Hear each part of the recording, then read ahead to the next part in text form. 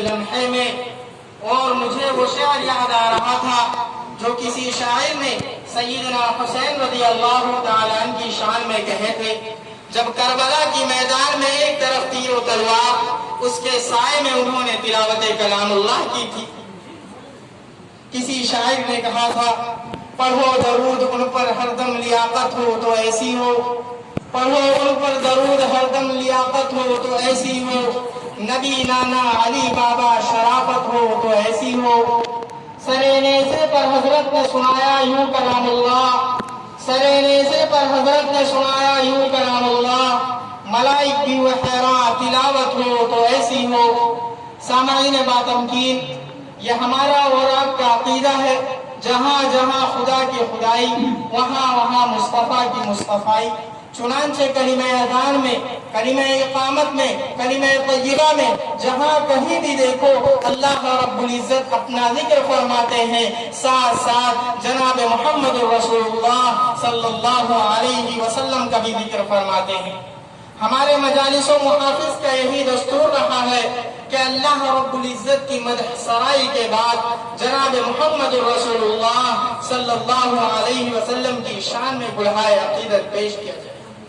اور وہ عظیم شخصیت جس کے بدولت چاند کو چاندنی، سورج کو روشنی، ستاروں اور سیاروں کو چمک دمک ملی، اگر وہ عظیم الشان اور انقلاب ہستی اس دنیا کے اندر تشریف نہ لاتی تو ہمارا اور آپ کا وجود نہ ہوتا۔ یہ جن و بشر، شجر و حجر، بحر و بر، پھولوں کی مہک، چڑیوں کی چہک، ماں و سمک، نکہت و پستی، خوشحالی و بدبختی، زمین کی نرمی، سورج کی گرمی، دریا کی روانی، کواکب آسمانی، خزاں و بہار، نباتات و جمادات، جواہرات و معدنیات، جنگل کے درندے، فضا کے پرندے، الغرض اس دھرتی پر کسی چیز کا نام و نشان نہ ہوتا۔ کیا ہی خوب کہا ہے شاعر مشرق علامہ ڈاکٹر اقبال مرحوم نے، ہو نئے پھول تو بلبل کا ترنم بھی نہ ہو،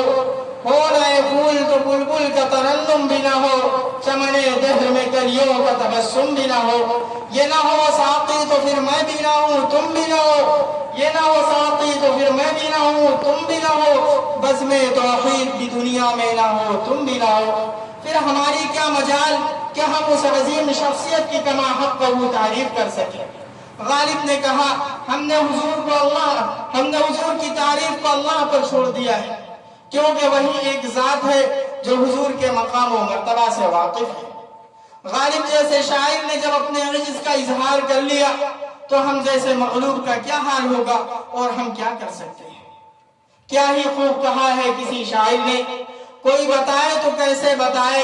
کوئی بتائے تو کیسے بتائے، ان کی حد ہے تو کیا ہے۔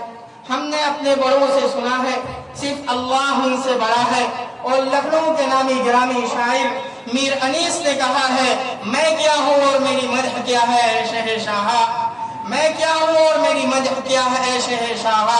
حسان و فرزدق ہے یہاں عاجز و حیران۔ اور حضور کی کما حق ہم تعریف اس لیے بھی نہیں کر سکتے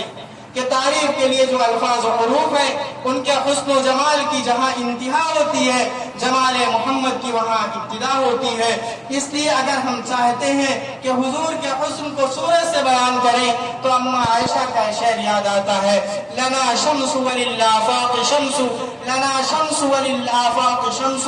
وشمس خیر من شمس السماء، وشمس الناس تطلع بعد فجر، وشمس الناس تطلع بعد فجر، وشمس تطلع بعد العشاء۔ اور اگر حضور کے حسن کو بیان کرنے کے لیے چاند سے مدد مانگتے ہیں تو چاند یہ کہتے ہوئے انکار کر دیتا ہے، وہ شہنشاہ کون و مکاں، وہ شہنشاہ کون و مکاں، سارا عالم ہے ان کا سوالی، ان کے روئے منور سے شاید چاند نے چاندنی چرا لی۔ اس اعتراف کے بعد میں حافظ مستقیم صاحب کو دعوت سخن دیتا ہوں کہ تشریف لا کر پیارے حبیب صلی اللہ علیہ وسلم کے شان میں بلہائے عقیدت پیش کریں۔